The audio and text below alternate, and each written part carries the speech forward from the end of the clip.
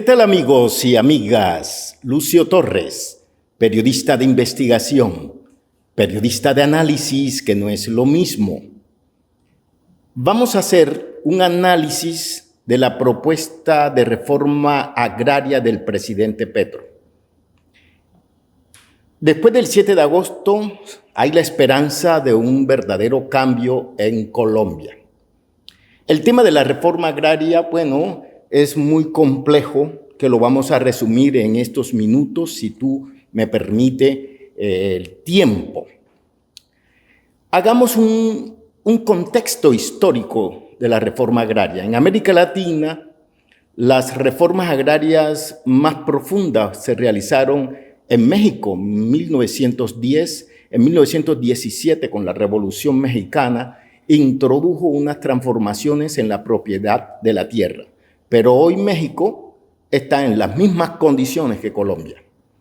En Chile, Venezuela, Cuba, en 1962, Cuba realizó un colectivismo forzado, pero luego, años después, trajo una hambruna en Cuba, o sea, una escasez en la producción. Si podríamos hablar de la reforma agraria en América Latina, una de las más profunda, teóricamente hablando, fue en Chile, con el triunfo del gobierno de Salvador Allende, pero todo retrocedió. En Colombia, en el siglo XIX, la segunda mitad del siglo XIX, cuando se produjeron los primeros gobiernos liberales, se promovió la reforma agraria. Sin embargo, recordemos entonces aquel momento, cuando el Estado colombiano le quitó al clero todas sus tierras, porque el clero era uno de los grandes latifundistas que tenía Colombia en aquella época. Del 1,5 millones de tierra que le quitaron al clero, supuestamente para entregársela a los campesinos pobres que no tenían tierra, solamente de ese 1,5 millones le entregaron a los campesinos el 0,05%, ni siquiera un 1%, sino el 0,05% de las tierras que recibieron aquellos campesinos empobrecidos y sin tierra.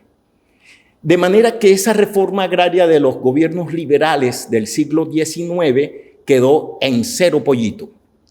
Y si nos vamos al siglo XX, las dos grandes propuestas de reforma agraria, la primera en 1936 con el gobierno liberal de Alfonso López Pumarejo, en 1936 promulgó la ley 200 de ese año, pero introdujo algo interesante, el carácter social de la propiedad de la tierra.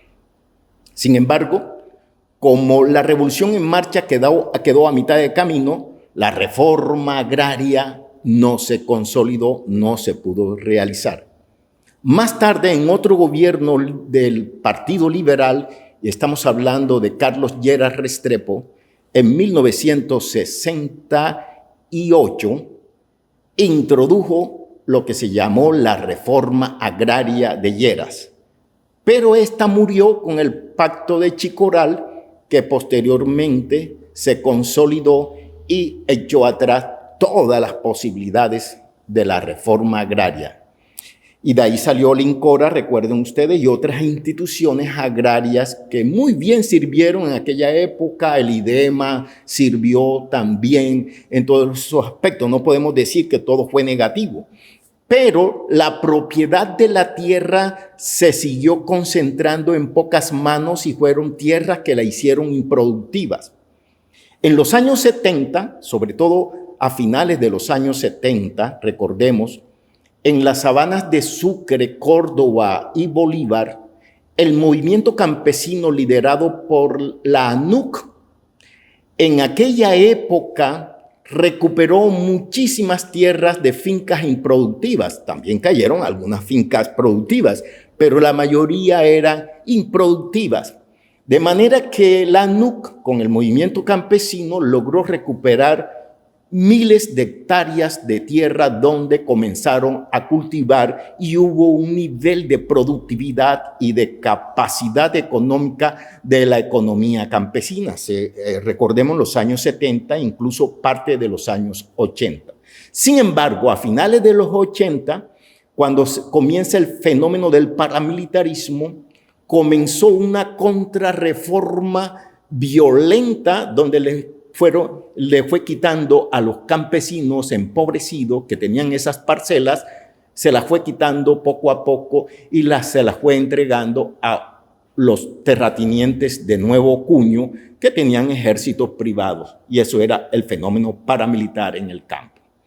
Entonces, del año 1986 al año 2006, todo lo que se había alcanzado en décadas anteriores en materia de desconcentración de la propiedad del territorio quedó en cero pollito. Y hoy estamos en las mismas condiciones que en el siglo XIX. Campesinado sin tierra, más de 35 millones de hectáreas que se concentran en pocas manos, y hay 5 millones de campesinos empobrecidos que no tienen ninguna clase de tierra para trabajar. Entonces, en el marco de este análisis histórico que le estoy diciendo, nos encontramos con la propuesta de Gustavo Petro, el presidente que desde el 7 de agosto toma posesión y es donde nos promete un cambio en el tema de la concentración de la tierra. Pero veamos rápidamente en qué consiste la propuesta de reforma agraria de Gustavo Petro. Vamos a llamarle así, la reforma agraria de Petro. Ella se concentra básicamente en un mecanismo de imposición, de aumentar los impuestos de la tenencia de la tierra, los aranceles, los impuestos de la tierra. En la medida en que las tierras improductivas, ociosas, se le castiga con un impuesto mayor, según la creencia de la propuesta de Petro, el terrateniente no va a ver que la renta del suelo va a ser suficiente para mantener esa concentración de tierra. Por lo tanto, se vería en 3 opciones. La primera opción, pagar una alta renta de la posesión de esas tierras. La segunda sería vender, ponerlas a producir. Y si la pone a producir, baja el pago de los impuestos. Y la tercera opción es venderla al Estado. Y ahí viene el punto. Petro cree que esta política impositiva sobre la renta de la tierra podría llevar a un desinterés de la concentración de la misma por parte de los latifundistas colombianos. Sin embargo, debemos recordar que existe una costumbre inveterada entre los mismos empresarios de evadir los impuestos y de presentarse el fenómeno de la exclusión. En este sentido, la evasión de impuestos podría llevar a un desestímulo de la política de reforma agraria como la está planteando Petro. Si solamente, pongamos un caso, si hay 100 terratenientes y si de esos 100 terratenientes solamente pagan los impuestos 10, entonces la política ahí perdería sentido. Me van a decir, pero es que vienen los procesos coactivos y todo lo que ello demanda. Esos procesos coactivos existen en el día de hoy, pero la evasión de impuestos es mucho más alta. Por eso es necesario entonces reformas tributarias como la que está pensando Petro, donde se está buscando 50 billones de pesos para poder cumplir su política social. Entonces, la propuesta de reforma agraria de Petro se centra básicamente en una política impositiva. Históricamente, las reformas agrarias se dan mediante la expropiación y el fenómeno de la expropiación está contemplado en nuestra Constitución Nacional. Los gobernantes pueden hacer una expropiación guiados por un interés colectivo, un interés general, un interés público.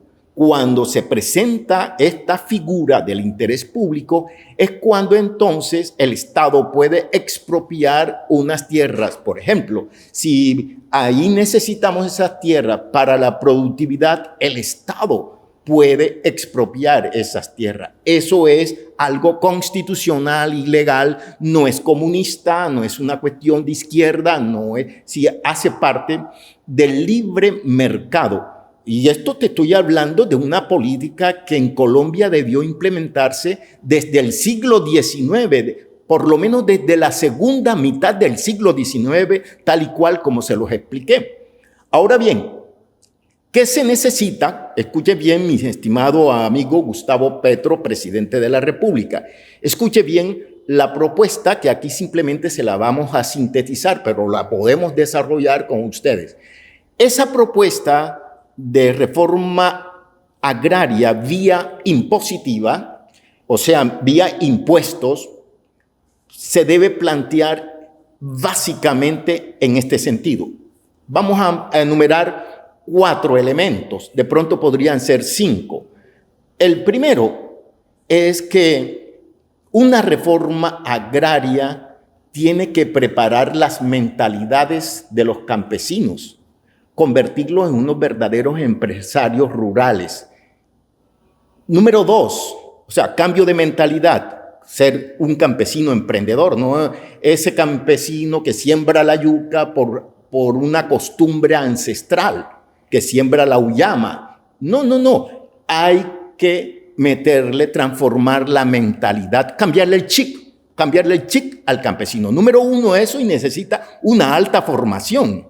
Número 2, es que la ciencia, la innovación y la tecnología deben estar al servicio de la productividad del campo, especialmente del pequeño campesino. Número 3, ahí viene este elemento importante. La tierra que se le entregue al campesino debe entonces titularse la tierra y además debe brindársele créditos y estímulos para la productividad. Es decir, que la tierra que se logre por la vía impositiva, es decir, que si el Estado logra un banco de tierra, ese banco de tierra entonces se lo va a entregar bajo estas 5 condiciones. La número 1, vamos a hacer un recuento rápido. La número 1, cambio de mentalidad. La número 2, ciencia, tecnología, innovación al servicio de la productividad. La número 3, la tierra con créditos y mecanismos productivos. La número 4, que haya unos servicios públicos decentes, estables, sostenibles, que haya vías, que haya formas de comunicación, que el campesino pueda transportar sus productos al mercado sin ningún problema.